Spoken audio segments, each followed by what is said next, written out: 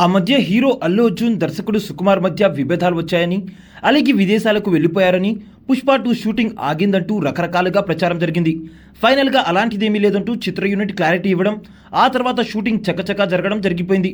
ప్రస్తుతం item song షూటింగ్తో బిజీగా ఉన్నాడు సుకుమార్. అల్లు అర్జున్ శ్రీలీలపై ఈ సాంగ్ షూట్ చేస్తున్నాడు సుకుమార్. మరో 4-5 రోజుల్లో షూటింగ్ అంతా పూర్తి చేసి గుమ్మడికాయ కొట్టేసి పోస్ట్ ప్రొడక్షన్ వర్క్ పై ఫోకస్ పెట్టనున్నారు. అలాగే నవంబర్ 15న ట్రైలర్ రిలీజ్ చేసి ప్రమోషన్ స్టార్ట్ చేయనున్నారు. ఇలాంటి సమయంలో ఒక షాకింగ్ న్యూస్ బయటకు వచ్చింది.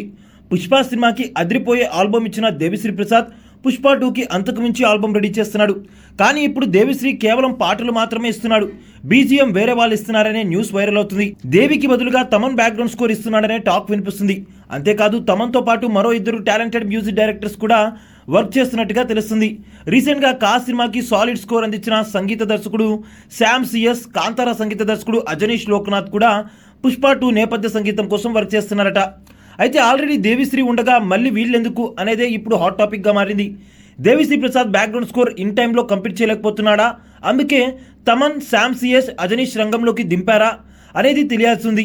అయితే ఇలాంటి విషయాల్లో క్లారిటీ రావాలంటే చిత్ర యూనిట్ స్పందించాల్సిందే, లేదంటే సినిమా రిలీజ్ డేట్ డిసెంబర్ 5 వరకు వెయిట్ చేయాల్సిందే.